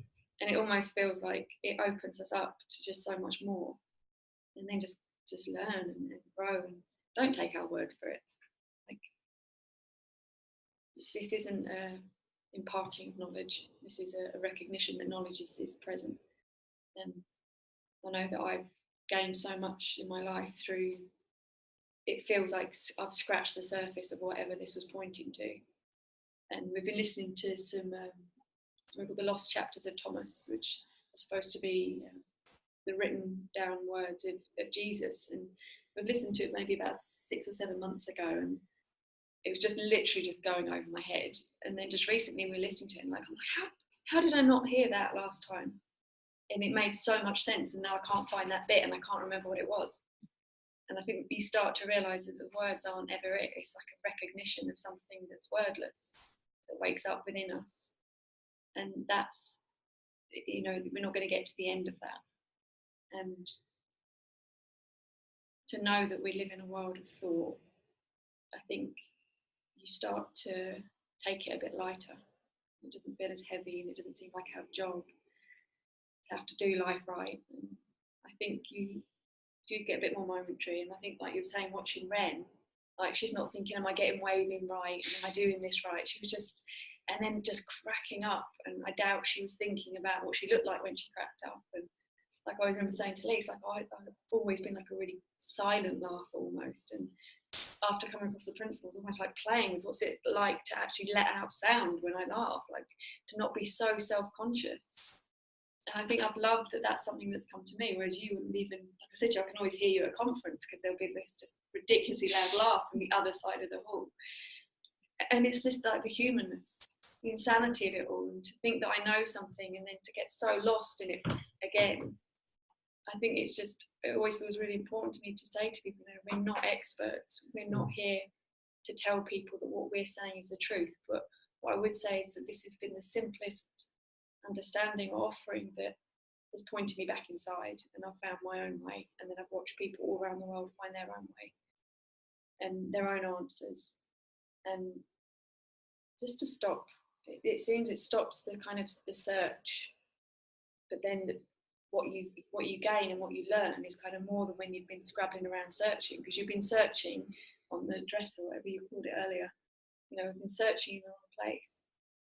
And this is just a complete orientation inward. And then it feels like there's a natural reordering that will keep happening within us. And there's been times where I felt like I've got so lost, and I felt like I've forgotten everything I thought I knew, and got so lost in it all, and then judged myself and beating myself up. But then, like Dave was saying, like the learning that's come from that, the amount of compassion I have for people when they seem so lost in their stories and they can't see it as stories. So you start to see, even in our lostness, there's this intelligent force at play in the universe that's so beyond anything I understand.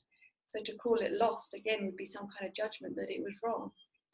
But it seems it's built into life that sometimes we recognize the nature of it all, and sometimes we're totally lost in our intellect and ego. But again, that's not a human-made thing. It just seems to be what happens.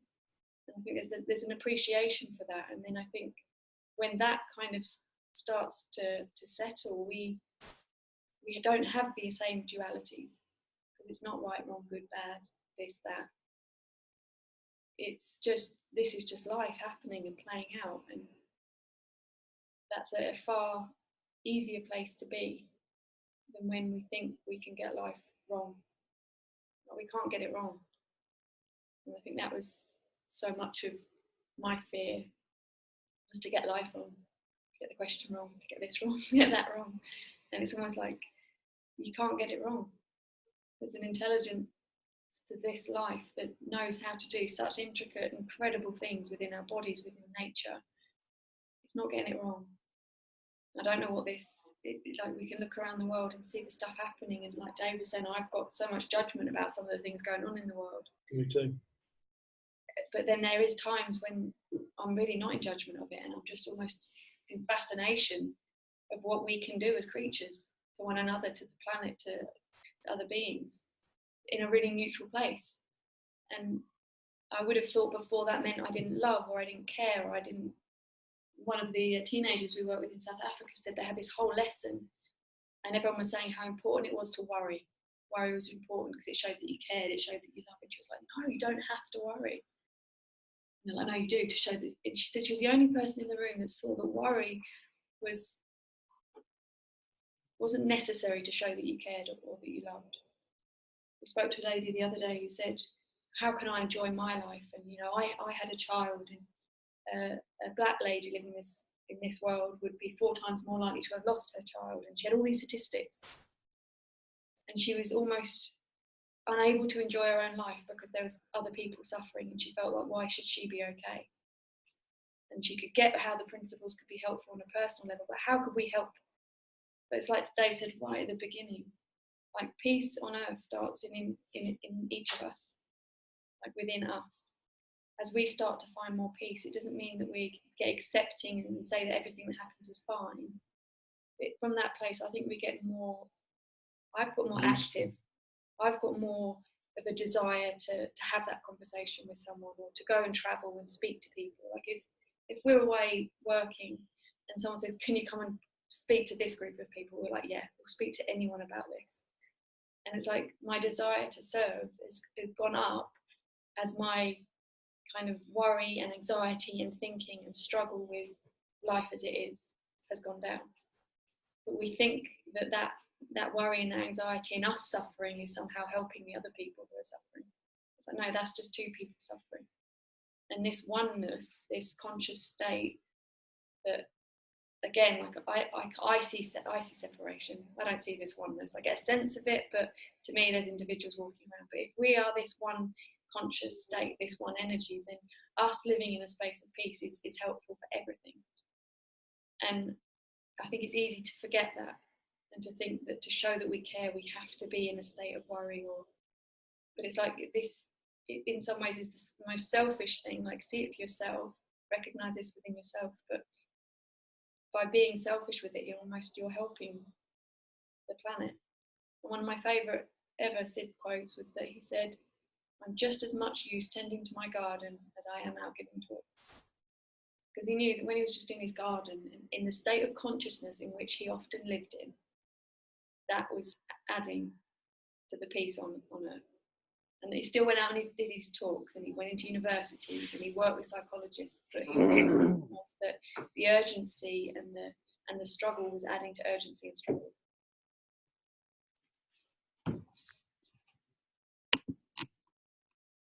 Oh, somebody's got the hand up. Steph? Who's that? Yeah, it's Mr. T who is speaking. Hey up, Mr. T. How you doing, man? I'm good, and you? Yeah, good. Yeah, sorry for joining you a little bit late. It is because of network. Okay, buddy, no problem. Thanks for joining us. All right. So can you just remind me the today's topic? Today's topic is, you are not a victim of circumstance. Sorry? You are not a victim of circumstance. What we'll do is, we've only got about 10 minutes left. So what we'll do is we will send you the recording. All right. Is that all right? Yeah, no problem. You will be sending me I understand the topic by now, and there is no problem. We should not be the victims of circumstances. Yeah. So we're making a distinction between, it's not that we should not be, it's that we're simply not. Yeah. And that's not saying that things don't happen in the world. Yeah. But what we're trying to make a distinction of is our experience of life created by what happens. It's created by what we think, what thought occurs to us about what happens. That will be the reality that we live in, and that will be the feeling state that we experience as a reality. Of course. So rather than this isn't we should not be a victim, this is a simple black and white distinction. We're simply not victims of circumstance. Yeah. We experience thought that looks real, Now, you could say we are a victim too, but we're not still, is that we're not fully aware of that. Mm-hmm. So we can say, sometimes we will say, well, I get that's thought, I understand that's thought, but what about this situation? That's real, that actually happened, that made me feel like this. But we're making an absolute black and white distinction that, no, the only thing we're ever experiencing is this power of thought, this conscious thinking state that every single being is. And All that's right. the reality that we experience. So that's what this conversation is about tonight. All right. All right, man. All right. I just want to pop back to Helena just for 1 second, because there was one more thing that I just wanted to say to Helena. Yeah. And that is,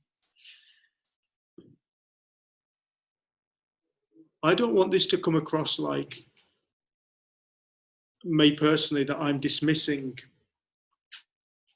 potentials within the mind for magic, because I'm certainly not.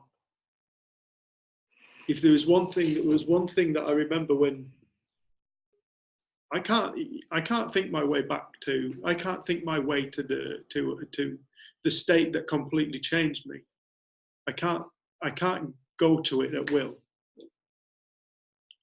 but I can remember it, and it's in this remembering that I remember I got so lost one time after listening to other teachers and taking on other people's knowledge and thinking, well, they've been around it longer, they should know more, or they knew this and they knew that and they said this, and I realized I started to get so lost in other people's beliefs again.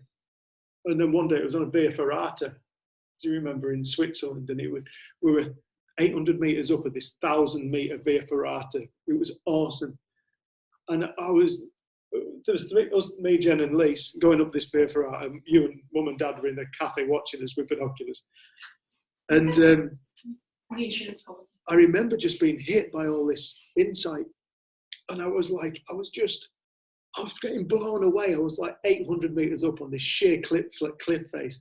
I was thinking of all the time to be bombarded by insight. It was just bang, bang. You don't choose when this stuff comes in. You just, like I say, you're grateful for when it does. And if you're on the side of a cliff face, 800 meters up, clip on and just ride it. And I just kept on getting this insight, this thought. And it was just saying to me, I'd lost the magic. I'd lost the magic of this life stuff. When I'd started to intellectualize it, I thought I knew something.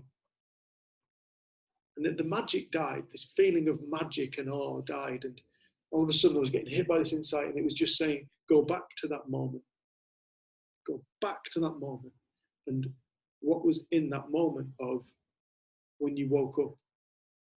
And I just took myself back in that moment, and I relived it in this kind of memory way. I got to experience it again. The mind's a fucking amazing thing. You can take a snapshot in time and you can relive it now. What an amazing capacity this life stuff is. And I relived this moment. We can do that about anything. People do it with hellish things. They call it PTSD, they call it mental disease, mental illness. It's thought. It's thought. And I went back to this moment and I relived this moment, and it was just full of magic and pure potential. And one of the things I remember as I was coming out of it was, we do not utilize the powers that exist within the power of thought yet en masse as human beings. We are ignorant to its capacities, to its gifts, to what we would conceive or perceive to be miracles or magic exists within the power of consciousness. And I remember getting such a sense of that as humanity's consciousness starts to rise, we will start to recognize within ourselves that we're all natural healers. We can all heal. We can all create unbelievable stuff. And I noticed myself that when I woke up to this miracles of you could call them miracles of the mind, but miracles in the world started to happen, like synchronicities that were just beyond anything I could rationally explain would take place. And it was like magic is the source of all of us. It is the true source of all of us. The problem is we identify with something that we're not our thought system. We identify with the thought system, the belief system.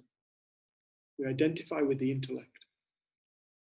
And this is all like after the fact stuff. And intellect is creation.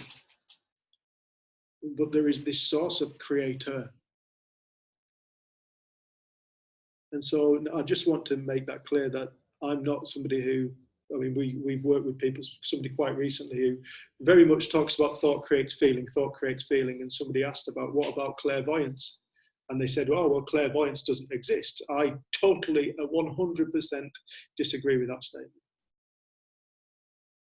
I personally totally 100% disagree with that statement.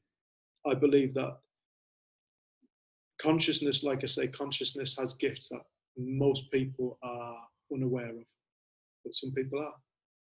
But we're all capable of it. We just need to find that magic within ourselves. We need to go beyond what we think is possible, because what we think is possible and what is possible are two very different things. What we think is possible is a limitation. It's a hurdle, but it doesn't exist. What is possible is everything. Anything. To consciousness, anything is possible. Because it's infinite potential. And that's what we are. We're not what we think, we're the thinker. We're not what we dream, we're the dreamer.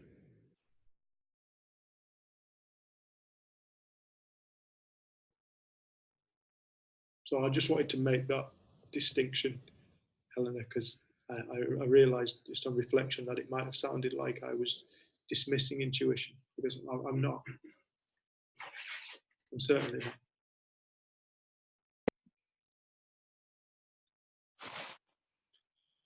Hello, Mr. Dev. Hiya, Mr. T. How you doing, man? Yeah, I'm good. There's this, like a question I would like to ask you. Okay. So you told me that that today's topic is that we should not be victimized by those circumstances. So how can we handle the situation when we are just forced to be victims? For instance, I'm asking this question because here in South Africa, when the election period comes,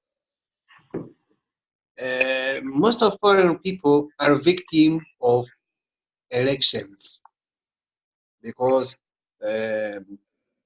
politicians are just among their promise, they are just promising that they will be chasing foreigners so that the nationals will be getting more jobs. So I don't know how myself I can just handle that situation, which is just repetitively is coming each and every year when the election period comes. So how can we handle that situation?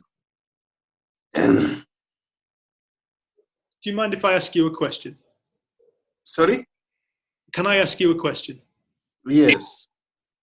And do you mind if I share something about you that's personal with the group? Mm-hmm. Mr. T, just for those people who haven't heard him come online, is a man we worked with in South Africa, Johannesburg, and he was brutally attacked. I think it was a war, and he was unconscious for 5 hours, and when he came round, he had a leg cut off.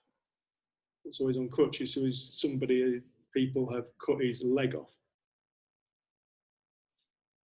And I was just filling some people in on what's happened to you, Mr. T.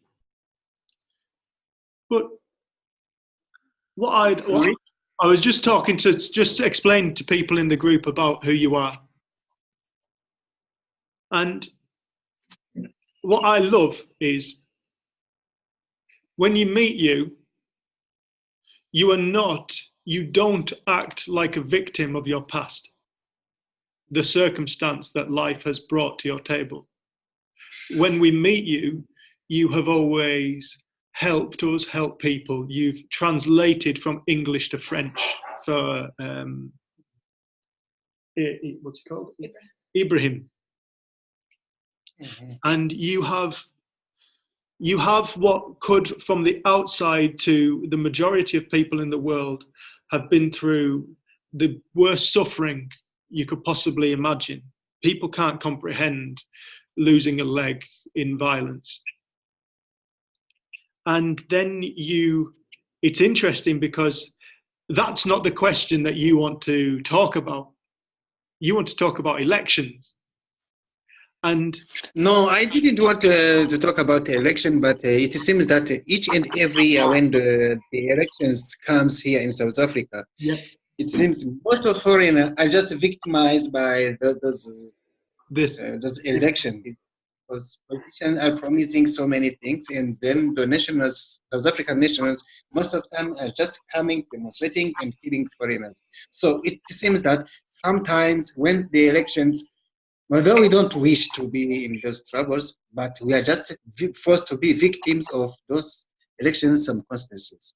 Yeah.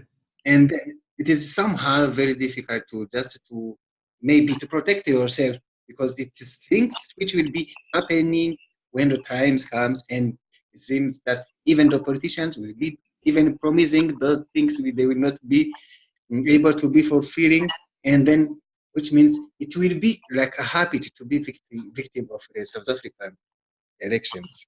It's a fantastic question, and I think I understand it a little bit clearer. Yeah. And so we're never gonna. Things are going to happen in the world. Yeah. Things happen. You know that. You know that more than anybody. So many people. Things happen in the world, and we're not saying that things don't happen in the world, because things do happen in the world. What we're saying is, what happens in the world does not determine how we feel. What happens in the world does not determine our experience of life and fulfillment. We can still experience. We listened to a man called Terry Waite. He was a man who was held prisoner in the late 80s and early 90s, and he was kept in a tiny cell.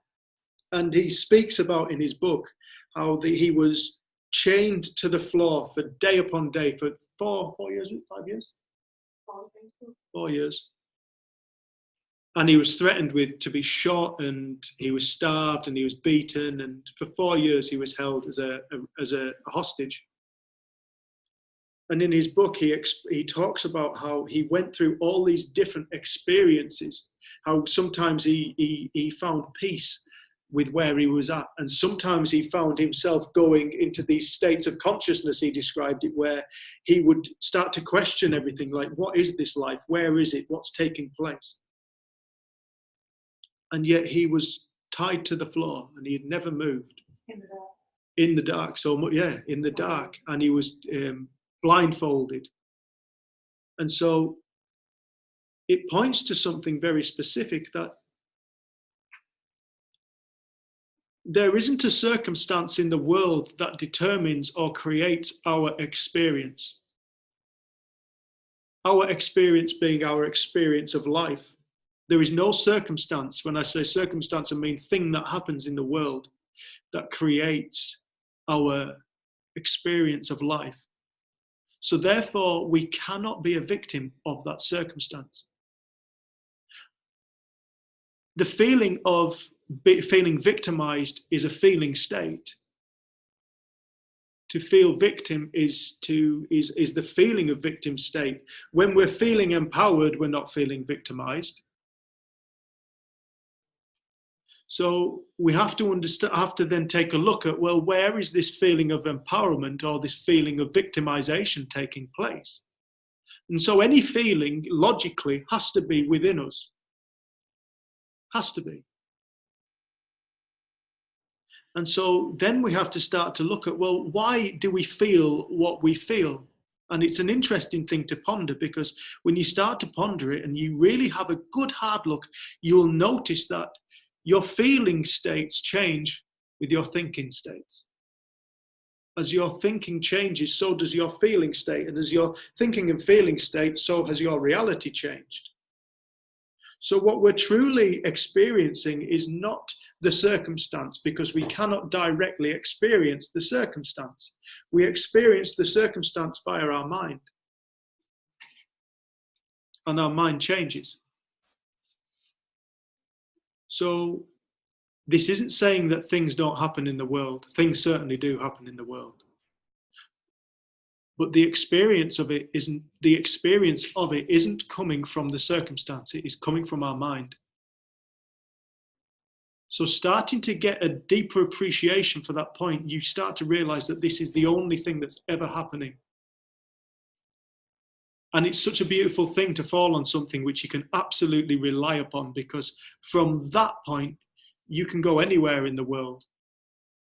You realize it's all in the mind. Everything is in the mind. There is nothing outside of the mind that we can possibly know. Nothing.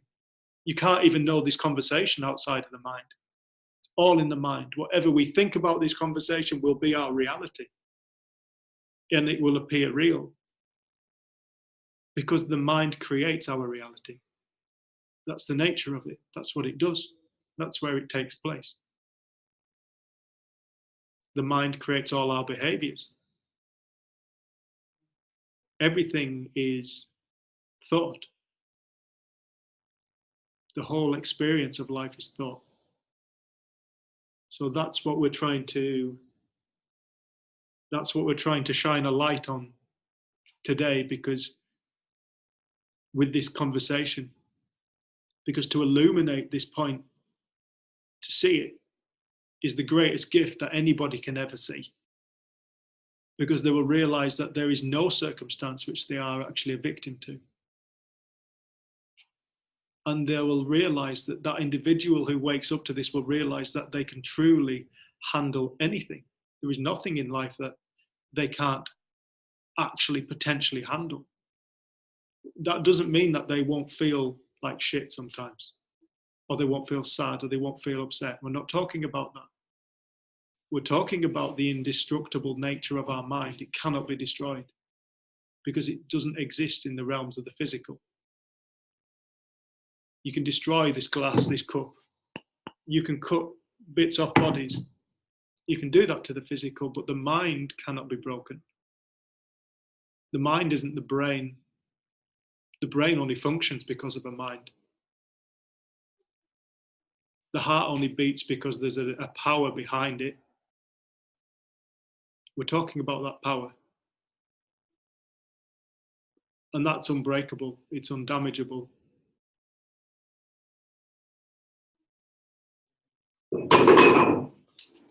Right. Thank you for your question, Mr. T. We're going to call it a night now because it's coming up 9:15. So what we'll do is we'll send you the link to them. Also, we're going to do another one in French next week. And we've got another one coming in French next week. Okay, which day? I think Wednesday. We'll let you know. We will let you know. I'll text you. Yeah. Okay, it is better to tell me before, why before the previous day you should just be telling me that, so that I should just be organizing my airtime, because nowadays I'm just using the phone. Yeah, we'll find out. We'll get that put over to you in the next couple of days. Yeah. Yeah. All right. Thank you so much for joining us, man. And thank you everybody else online. Christian and you lot, well done. Ivan, thank you very much. And Lou and Lee, thanks so much for joining us. And Helena, okay. I hope you don't hate us. Okay, well, most welcome. Thanks, buddy. Thanks so much. All right. And Sam Hurst has joined us, Sandy, Susan and Vicky. Thanks so much, everybody. Thank you. Thank you, lovely. Mwah. Thanks, everybody in the room. Thank you.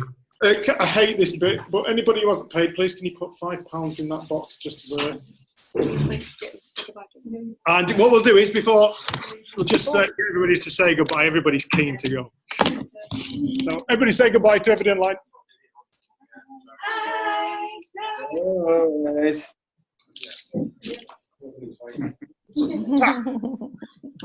Anna and Leah, look at that. I know, I'm Christian, yeah. And Marcus was there. Eleanor, hopefully see you soon, love. Mwah. All right, Hurst. It's Sam. Ivan, see you, man.